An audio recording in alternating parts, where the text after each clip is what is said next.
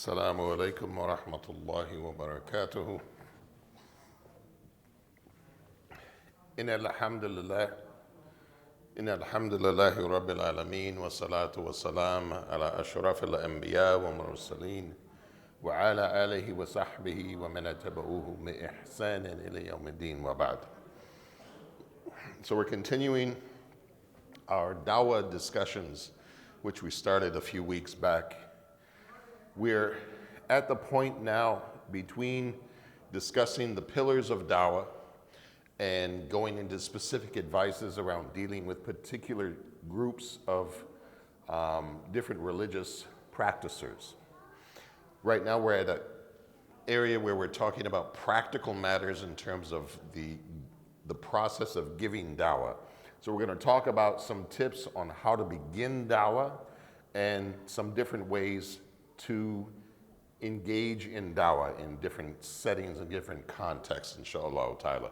This is general advice, and I need to preface this by saying that we need to reflect on, as I've mentioned in the past, the context this was written in and the time that it was written in.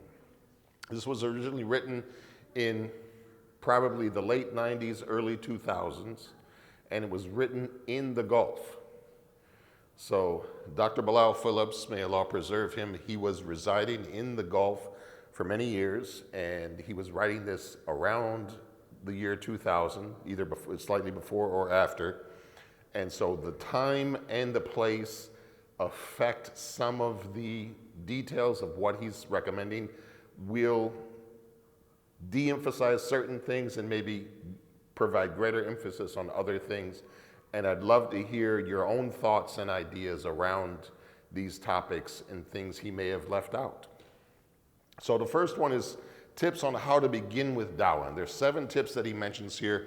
A couple of them are not going to be completely relevant because they're more specific to his region, but we'll go ahead and start with those. The first one is asking a question.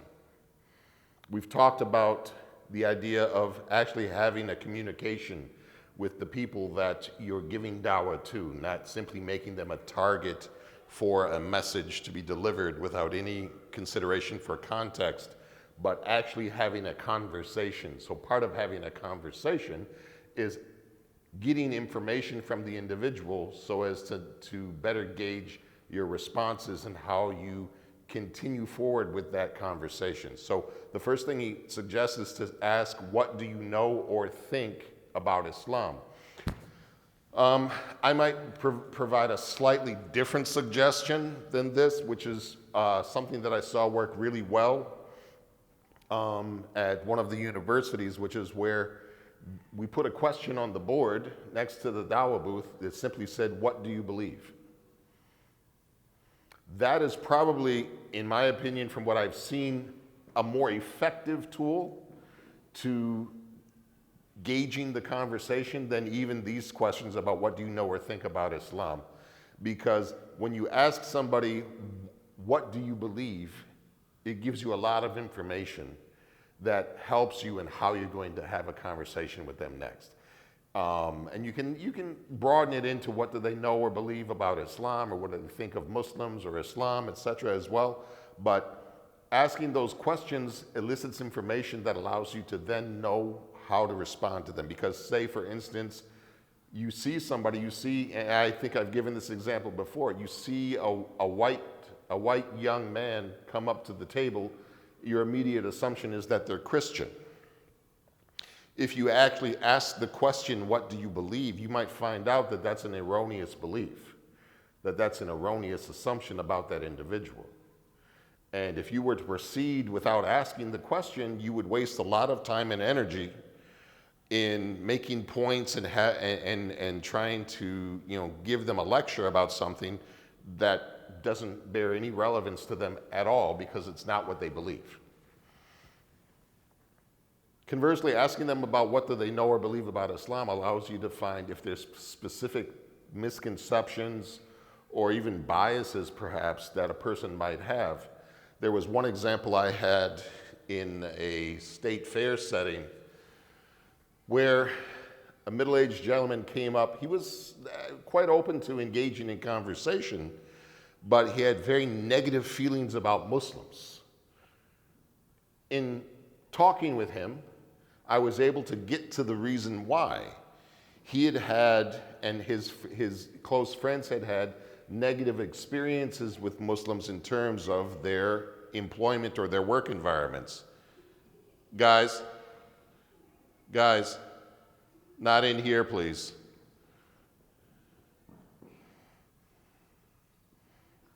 Play outside, please. Outside.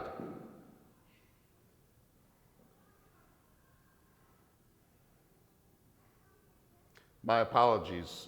This is the second time I've wound up having to do that during one of our sessions. Children need to understand the sanctity of the space of the musalla, and we don't want to let them think that this is a place to horseplay and everything else, especially when people are trying to worship or are trying to engage in religious discourse, because it is counterproductive and it doesn't send the right message to them.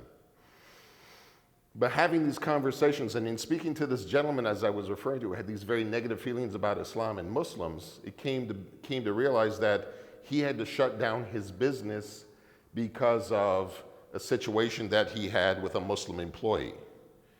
Because they took the job, knowing the business sold bacon and pork, and this was a regular feature of the business, and then proceeded to tell him that they couldn't do that, even though he made it very clear what the conditions of employment were. And so he wound up, out of fear of being sued, he wound up closing his business.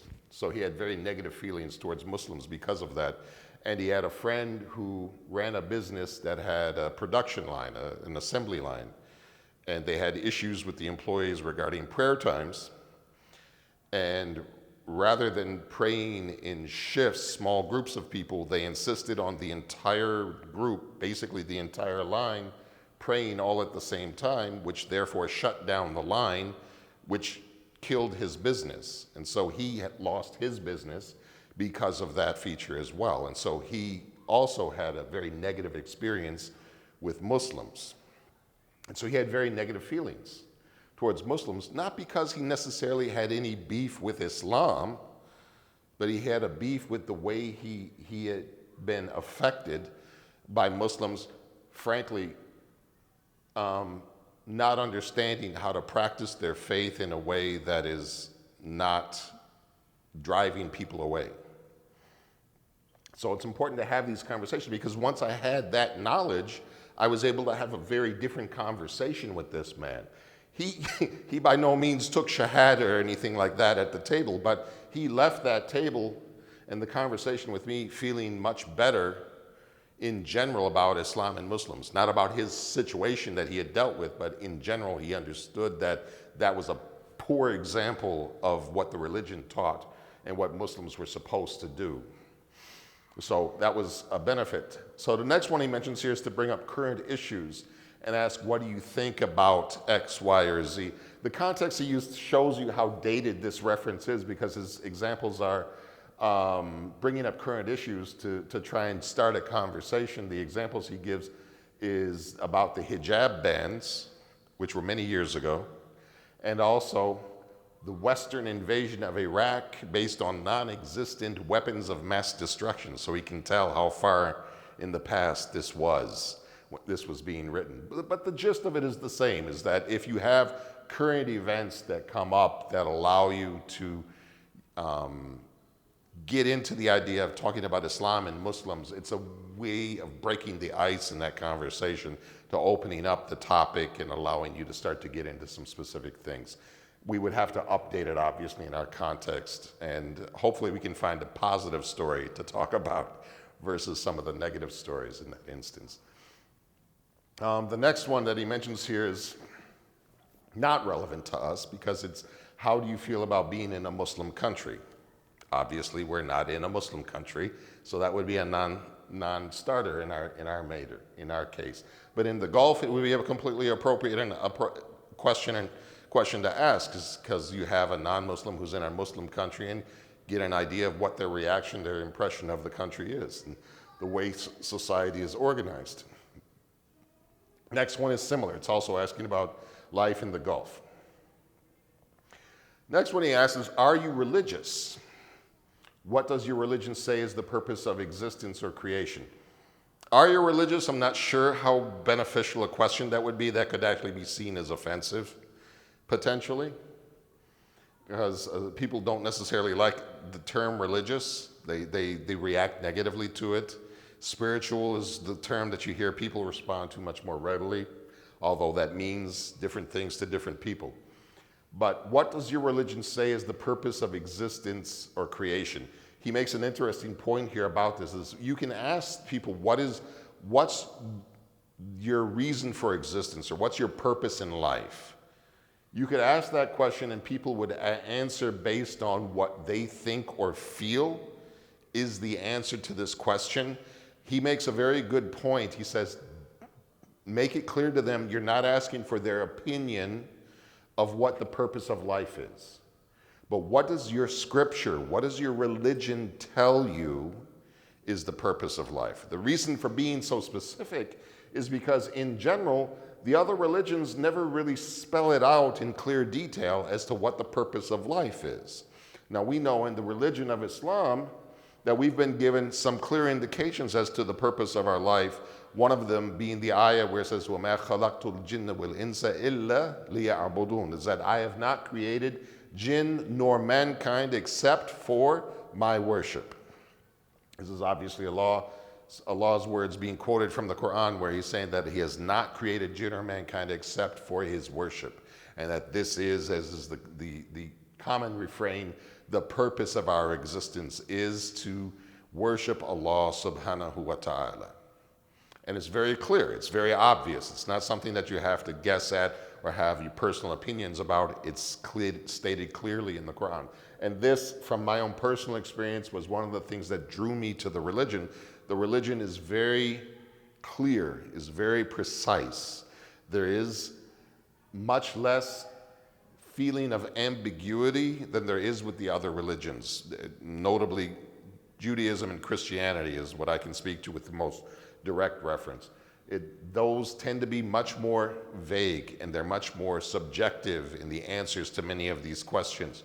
The preacher or the minister or the common man will decide for themselves what is the meaning of these passages or these things.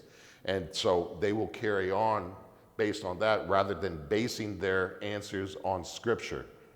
And I want to emphasize this real quickly, is that whenever we're talking about religion and talking about faith, it is absolutely imperative that we base what we say about Allah and about the religion on scripture, on the Quran, and on the statements of the Prophet sallallahu alaihi wasallam. Not from our own opinions, not from other philosophies or religions or anything else, etc. And that is the way that we inform our worldview. That is a source of misguidance and not guidance. The next one is, the specifics of his suggestion here are maybe not as applicable, but the concept is good. He says, why do you wear a cross, or why do you keep that idol? Now again, mind you, we're talking about being in the Middle East, so you have a multiplicity of people, and so some of them, they might have idols and things like that, but why do you wear a cross, which is very common here in Texas, of course, and things like that. Asking them about the symbology that they're making apparent in the way that they carry themselves or the way that they identify. The interesting thing here is what I wanted to highlight here in this point. This is a point that many times people don't pay attention to. When you're in the process of talking with people or manning, say, a Dawah booth or something like that, being observant is extremely important. Noticing subtle things like this, like a cross around the neck, or maybe a cross in the ear, or something like that. Small details that might give you clues as to the person's philosophies, the person's inclination, or anything like that, etc. Looking for any sort of symbology or any sort of messaging that might be apparent in the way that they present themselves. These subtle cues can allow you to, without even having to ask the question, sometimes have information to then proceed in the conversation in a way that is informed and provides generally a greater rapport, a greater connection with people when they feel like they're being recognized, they're being noticed, they're being paid attention to. It will create some sense of a bond between you and that other person to facilitate your communication, which is, and if you haven't already picked up on it, that is one of my biggest mantras when we talk about Dawah in general. Dawah is communication. You need to understand the basics of communication to really be effective at Dawah. It's not just about what you know about the religion. That's important because that's the core of the message, but we've spoken about this in previous sessions, I know, that in the act of communicating with people, the words we speak, the actual content of the message, if you will, is a fraction of the message that we send when we communicate. The words we speak make up, according to some estimates, only 7% of the message that you send. The other 93% of the message that you send are your words, or not your words, the tone of your voice, your body language, and other things like that. These nonverbal cues and elements of communication that we rarely think about in great detail. Those are much more important in the act of communicating than the precise words that you use. So it's something to keep in mind. And this paying attention, like I was saying, paying attention to the other person, being aware of them, not being so focused on your message, on the words, that you don't even notice them.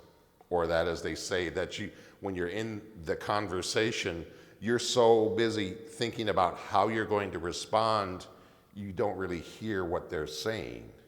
And so you're not able to have an effective communication because they're speaking and it's as if you almost didn't hear them at all because you're just waiting for your next chance to make your next point. That's not going to be as effective as having an actual dialogue and a communication with them and being able to converse with them in that way. The last of the ways to begin the process of Dawah that he mentions here, and this one is good. I've seen this done, and I've probably done this one myself. It says, discuss Islam in the presence of others. So you're in a group setting. Maybe there's another Muslim or there's somebody you know has an interest or a curiosity about Islam that you can have a conversation with, but you have it in a way that you make sure the others hear. And so without having to target them precisely, they hear you. And we know, we all do this. We can be at a restaurant with our family or friends or whatever, and we'll hear the conversation at the next table. And sometimes we'll be so caught up in it, we'll be paying attention to it and keeping track of the conversation and the way that it's flowing. So you're taking advantage of this nature of human beings, that the way that they listen sometimes. They're not focused on what's in front of them, they're focused on something off in the periphery. And you take advantage of that. And as I'm saying this, I think of as an example of this way of indirect teaching. There's a beautiful example of how Hassan and Hussein, may Allah be pleased with both of them and their father, and of course their grandfather. There was a story where they witnessed an old man who clearly didn't know how to make a proper wudu. And they were still relatively young in comparison to this man, especially relatively young. And they wanted to advise him, but they were trying to find a respectful way of doing that, out of showing that respect for the elders. So what they did instead is they went over to the man and they said, would you judge between my brother and me as to which of us makes a better wudu? And then they each took turns making wudu. as the man watched. And then when they finished, they asked him who had done a better job. And thereby, without having to say anything or to shame him, they were able to impart to him the knowledge and the information he needed simply by their example and asking him to observe them.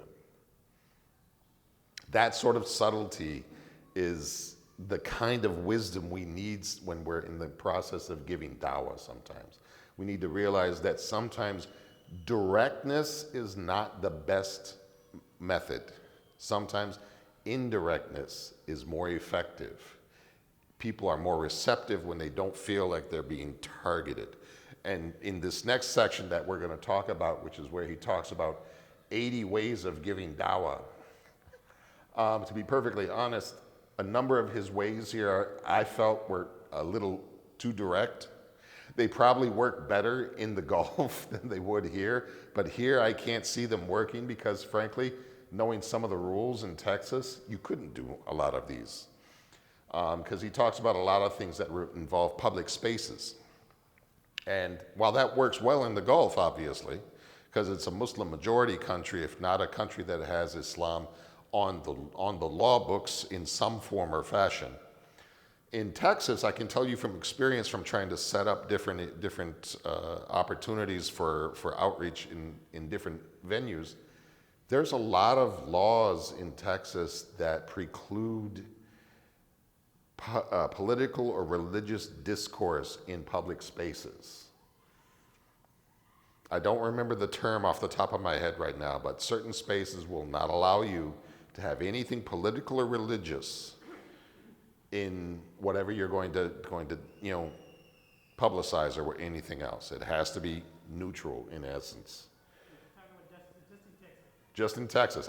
Because my experience in Minnesota was definitely different than that.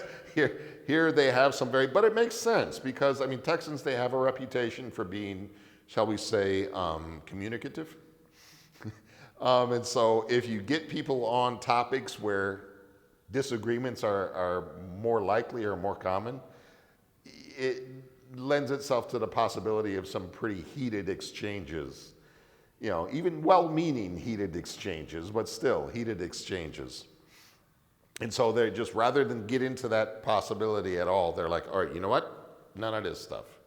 Just keep it out of the space. We don't want this done here. So like certain events, certain like flea markets or commercial venues where you think maybe I could set up a table or do something like that, they have very clear rules, like no religion, no politics. You think it would be a great venue, but you can't. It's just the nature of the beast. That's the way it works. So he has more than 80 ways to make dawah, and he talks about all the different aspects of the importance of giving dawah, and he mentions, and we've touched on these before, but he mentions the ayah where Allah says what means, and who is better in speech than one who calls to Allah and works righteousness and says, surely I am of the Muslims. And the Prophet's statement about whoever calls to guidance will have a reward similar to the one of the one who follows it, just as a way of encouraging us, to be active and eager to do work in these areas. So, but he starts off his suggestions. These are good ones, and these are ones that we could do, inshallah, unless we have a very strange household situation. Starts off at home, which is good, because one of the things that we don't often think about is that dawah does start at home. Dawah does start in your inner circle, your closest family. Like in my case, I have a lot of non-Muslim family. And so having interactions and exchanges with them where I'm able to convey some sense of Islam or Islamic, teachings in some form or fashion is critical, because this is my closest circle. These are the people that know me best. Theoretically, I have the strongest influence over. And so this is where I should start, because this is also the area that I have the greatest responsibility for. I'm not necessarily responsible for the stranger I don't know that I may run into on the street, in the same way I am for the family that is with me, either all the time or a lot of the time or something like that. So he gives a number of suggestions. The first one is a household library. If you don't have a household library, meaning of Islamic books, obviously, books, magazines, tapes, etc., stuff that everybody could benefit from. So some stuff for the young kids, the teens, the tweens, the adults, everything else, different forms and fashions of media and stuff like that, etc. In our modern context, this was quite a while ago when the internet and everything else wasn't quite as advanced. Having whether it's streaming services, there's many of them now. Actually, you can find the Muslim TV network and some Quran channels and things like that you can put on your TV that are very easy to pull up and have programming going continuously and things like that. But things to allow to have that sort of environment, that sort of atmosphere in the house. Even if it's not necessarily all the time. And in truth, you don't necessarily want it to be all the time, because then people get bored and they stop paying attention. Even the companions, when they used to teach, they would teach once a week. There's a famous example, I believe it was Ibn Mas'ud, radiallahu anh. He used to teach once a week, and his students pleaded with him to teach more often. He said, I don't want to do so lest you become bored. And he was following the example of the Prophet ﷺ, that he didn't overburden them with constant instruction. And sometimes in our zeal, that's what we do. We create this environment where we feel like we have to be constantly bombarded with strictly religious programming and everything else. We don't live that way. That isn't the way we exist in the world. We exist unless we've moved ourselves into some sort of an enclave somewhere in the mountains. We live in the real world. We live in the worldly existence, and we have different demands on our time than simply just taking in religious lectures and reminders and remembrances and practices and durood and things like that on a constant basis. So being moderate to a certain degree, but creating an environment where it's easily accessible. The next one he mentions is posters, whether it's a bulletin board or some sort of an example where you have reminders, stuff on the wall, decorations, whatever, ways that you can think of to do that. That's one where the sisters would be amazingly helpful in that area, because they're really good at that stuff. And they make us feel better too many times. Family lessons.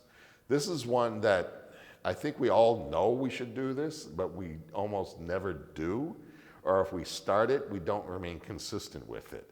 Is the idea of having the family sit down together and benefit in one way or another, whether it's simply reading from the Quran together and taking turns or something like that, or something more in depth or something like that, but creating a tradition within the family of learning and of learning religious knowledge, and doing that on a consistent basis. If you do it well, it can become a bonding experience for the family as well as a spiritually beneficial experience.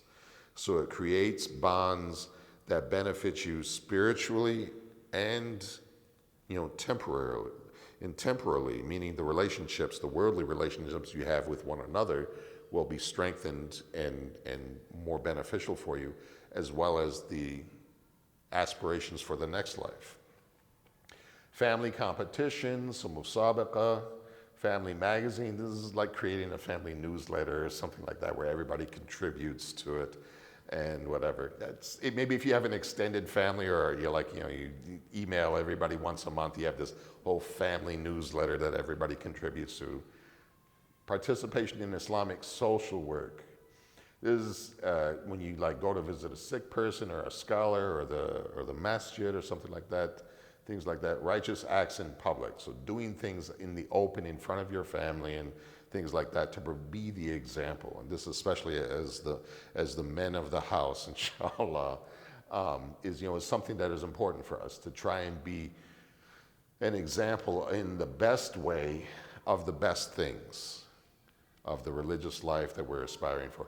And I know there's a line in one of the most recent Star Wars about not wanting to pass on failure, and the response is that that's the most important lesson you can pass on, is that failure happens, but you can recover from failure. In other words, as fathers, as leaders, inshallah, in our households and trying to be the examples for our family, we shouldn't conflate that with meaning that we have to be perfect. We shouldn't get confused and think that that means that we can't have difficult days. We can't, come up short from time to time. More importantly, when we do, because I think if we're being honest with ourselves, we know we will eventually. When we do, that we teach them how do you deal with that. Because coming up short and feeling like you're not enough is a huge problem for youth, especially sometimes.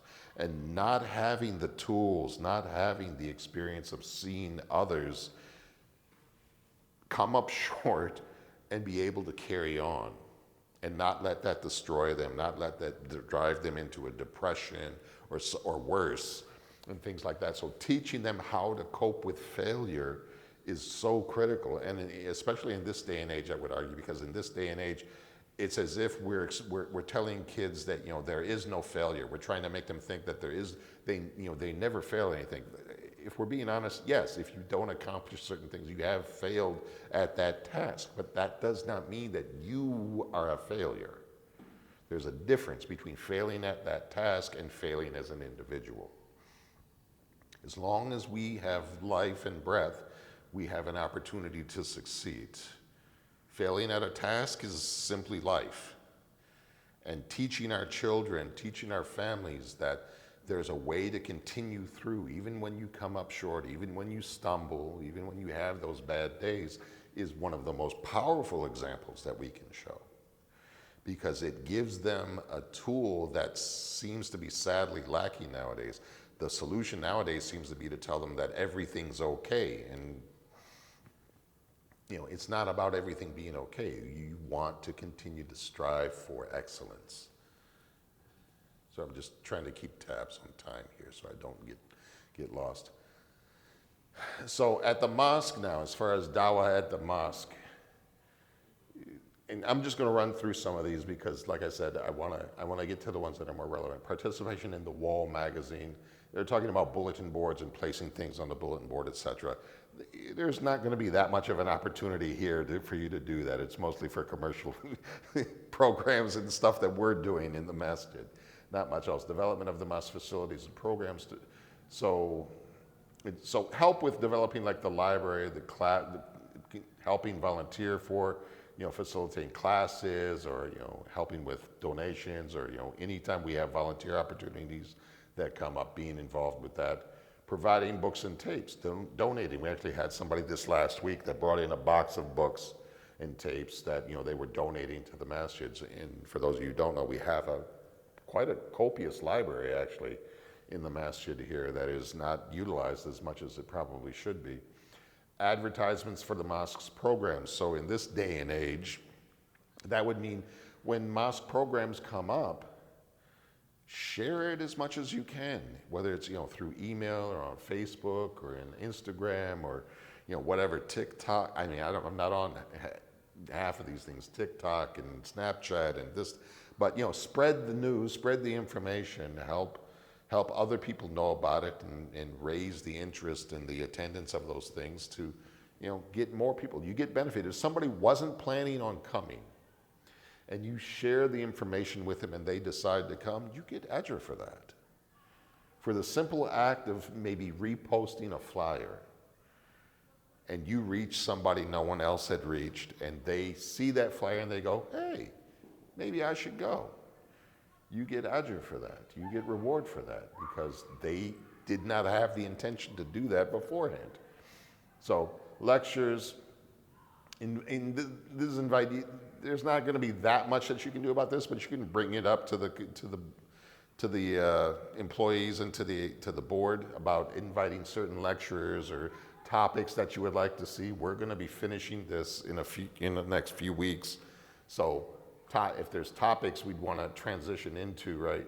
We can definitely look into that. Translation, this isn't relevant here. Translations of the Friday khutbah. Obviously, the khutbah is in English. The majority of us speak English, so that's not a problem. Now, to be fair, in this community, it would be great if we had Spanish. We do have ASL. I don't know if people have noticed that, but we do have American Sign Language interpretation for, I believe it's the first khutbah during the week. So that's a new feature that we have for the disabled community, so that those who don't have the ability to hear the khutbah, they're able to still benefit from the khutbah. And participating in the committees or the planning groups when it comes to different events and things going on. At school now, a lot of this stuff isn't, at the morning assembly, we're not going to be able to have our kids do anything at the morning assembly unless they happen to go to the Islamic schools. And if they're at the Islamic schools, hopefully they're already doing something. They're Islamic schools, and in many cases we're paying for them to be that way. So the hope is that something is being done. Bulletin boards at the school, drama activities. This is one that I'm surprised we don't have more of. Creating dramatic presentations to illustrate whether it's stories from the history of the companions, or the eras of the righteous predecessors, or even some of the even humorous stories that exist. I know some from the Egyptian culture. Juha is a very famous figure in Egyptian culture, and it has many hilarious plays and incidents that are narrated. I have to imagine there's a Desi equivalent of some kind or another I just haven't heard of. But translating these into plays or sorts of skits that kids can participate in or that can be performed at certain events to provide entertainment, but like beneficial entertainment, that is, valuable, and communicating, a lesson or a moral or something like that, but in a way that's maybe not quite as heavy-handed. Lectures, competitions, musabaqa, so competitions for, we have those. We have Quran recitation competitions. We have some young Muslims sometimes has their programs where they have competitions with certain topics and things like that, etc. Collecting student suggestions, an Islamic library again, helping to develop a strong Islamic library for the school or whatever, that's another possibility. In Islam Week, in the schools I'm not so sure, but in the universities, most of them, they have the, I don't even remember what it's called now, I haven't seen them in a while, but it's Islam Week essentially. They have a number of programs that bring in lectures and everything else. It's a week to focus on Islam and Islamic topics, etc., and it's given a little bit higher profile. Introduce Islamic conduct in the summer vacation activities of the school. Again, it's an Islamic school. The other schools that are public schools, we're not going to be able to do this because they're not going to allow religion of any kind into the school, basically. Again, and that's not just a Texas thing, that's pretty much a universal thing in the West. At the workplace, here's one that I think is good, and this is something that sometimes we may not think about. Dawah posters, good luck with that. I'm not sure that would ever work in any workplace unless you work in a very unique place. At your desk, this one I know will work because I used to do this. So when I still worked in the corporate sector, I used to put pamphlets on my desk in my cubicle. I was a manager, and so I had a cubicle where that people would come in. It was not out in the open, but like if they came into my office area, there was an area where I had brochures just sitting. I didn't say anything about it. I didn't make a point out of it. I'd leave them there, and people would voluntarily pick stuff up and just made it available. That was all we did. I don't know how many of you've noticed, but we now have a brochure rack in the lobby. Same idea. We have brochures in English and Spanish now, regularly on display out there for people whenever they come, for whatever reason, they can grab it and take it and benefit from it at their leisure. That's the idea, having that tape distribution, and again, making all of these things available, or etc., or sometimes like the talking about Islam in front of others, same thing. Not being shy to practice your faith. Guys, come on.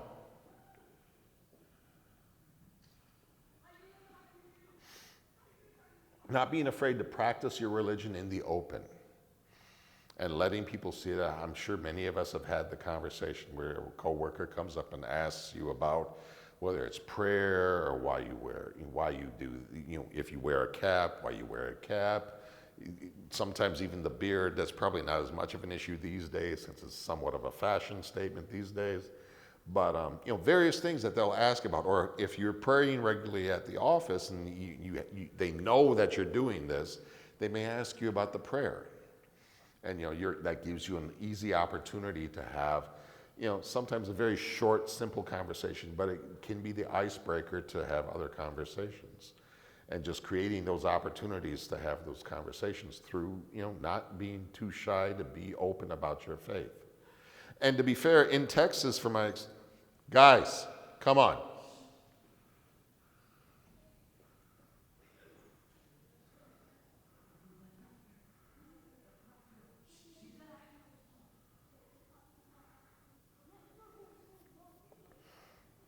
In Texas, it's a little easier to be open about your faith because it is more of a faith-friendly state, if you will.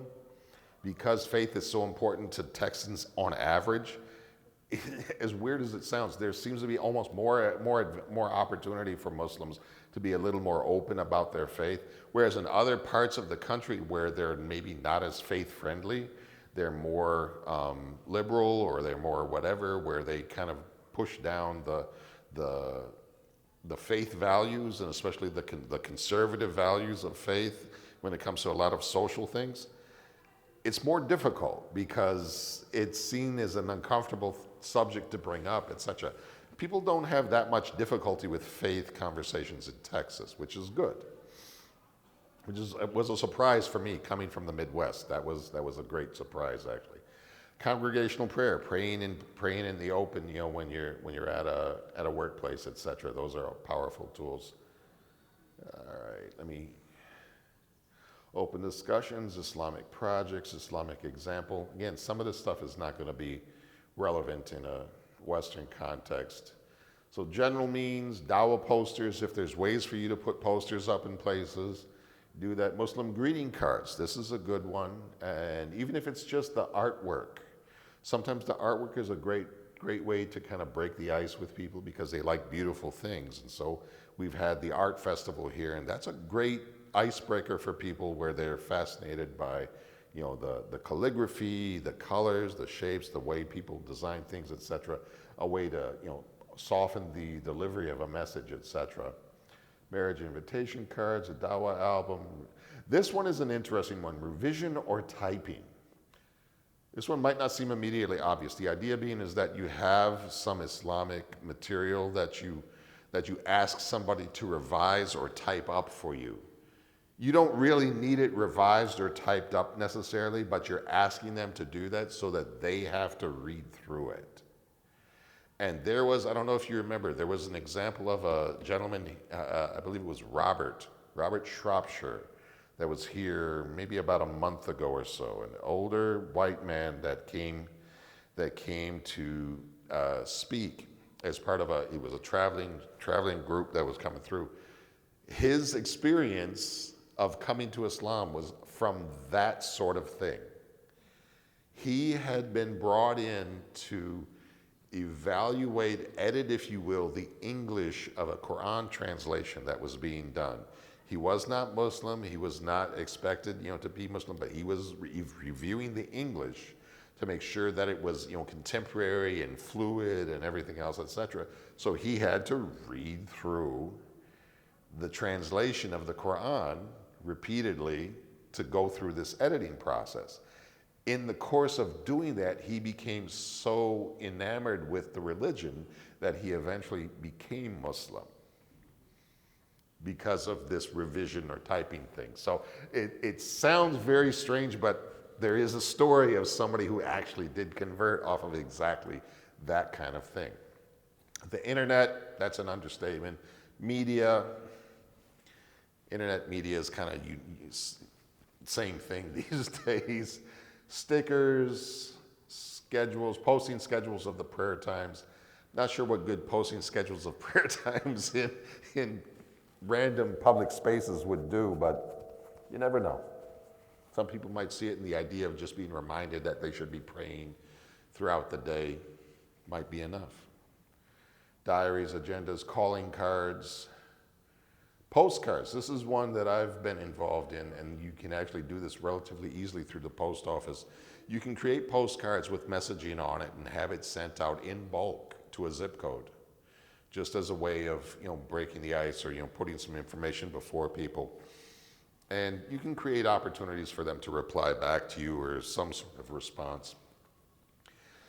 Magazine subscriptions, used books and magazines, leaflets, flyers, bill advertisements, Islamic slogans, open letters.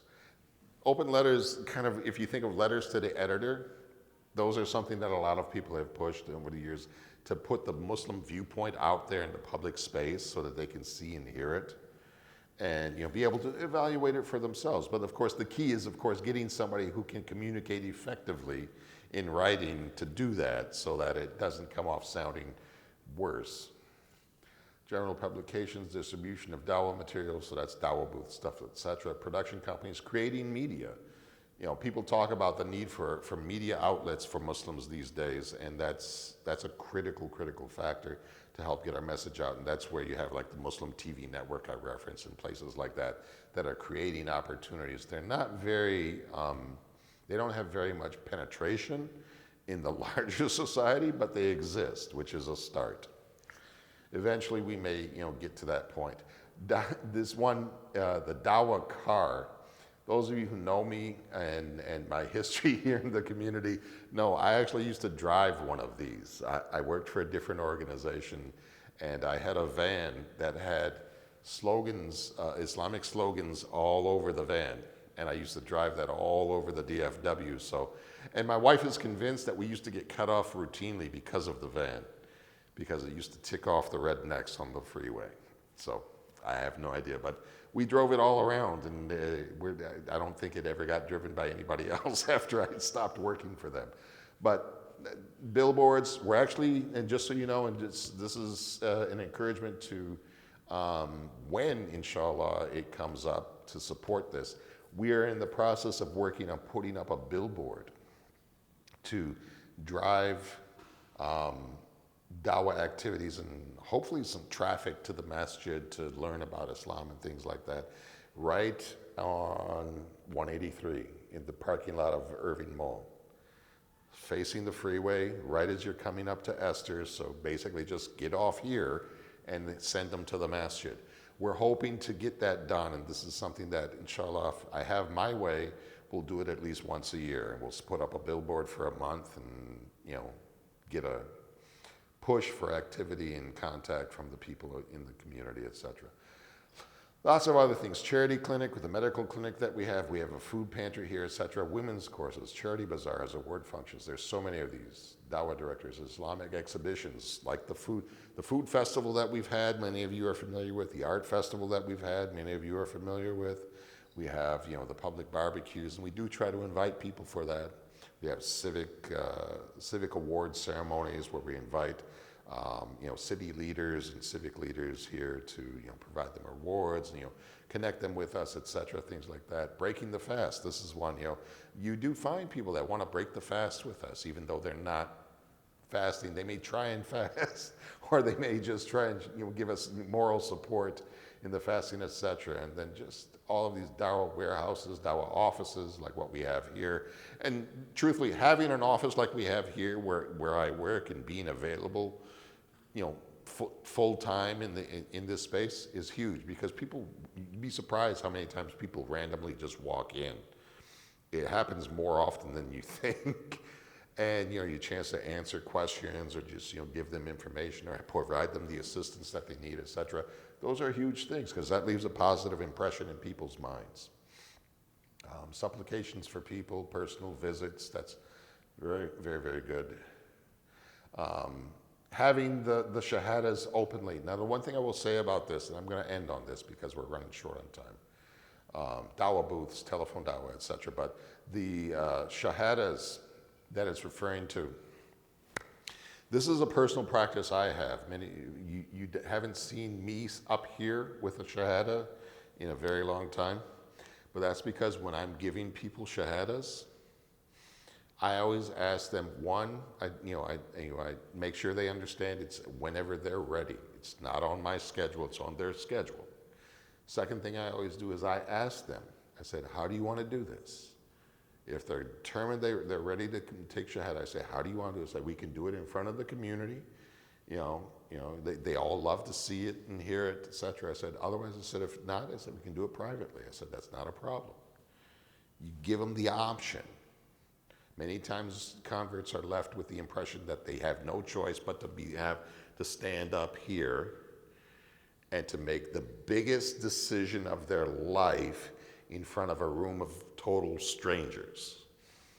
That's a lot more daunting than you think it is. The room I had to give my Shahada in wasn't even as big as that room there for the fathers with kids. So I definitely can't imagine standing in front of 1,000 people that you don't know and going, ashadu, and not knowing what you're doing. So, and then there's the Arabic, of course, that they stumble with, etc. But doing it privately, and then asking them and said, are you comfortable if we take a video? Are you comfortable if we take some pictures? Giving them control of their space. Because we have to understand that, a lot of people aren't always comfortable with that, and it can be very, very daunting for them, etc. But if you give them that permission, then they're very much more willing. And I've got some videos and some pictures from some of the converts. Some of them have flat out said, they didn't want to do any of that. They wanted to do their Shahada in private, and they wanted to be done with it, and that was it. But that's fine. That's fine. You got to understand, putting them here and having them do the Shahada in front of us, that's not for them. That has nothing to do with them. That's for us. That's selfish. We don't need to do that. If they want to do it, great, because I know everybody is so inspired and so enjoys it so much. But we need to let them be the ones to make that decision. And it is a huge inspiration, and it does drive people, in the Dawah, and other people seeing that can be hugely impactful and hugely effective as well. So I want to end because it's basically the time of the adhan right now. So, Jazakumullahu khair. We are going to, starting next week, get into specifics regarding different religious groups, starting with atheism. So we'll be talking about specific suggestions on dealing with atheists and atheism, inshallah. Subhanaka Allahumma wa bihamdika ashhadu an la ilaha illa anta astaghfiruka wa atubu ilaik. Wa jazakum Allahu khaira. Wa assalamu alaikum wa rahmatullahi wa barakatuh.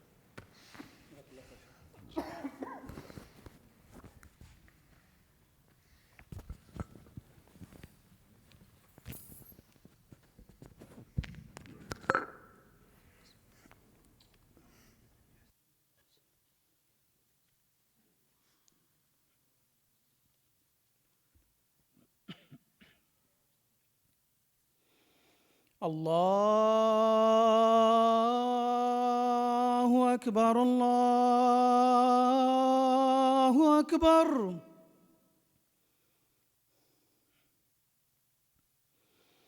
Allahu Akbar, Allahu Akbar.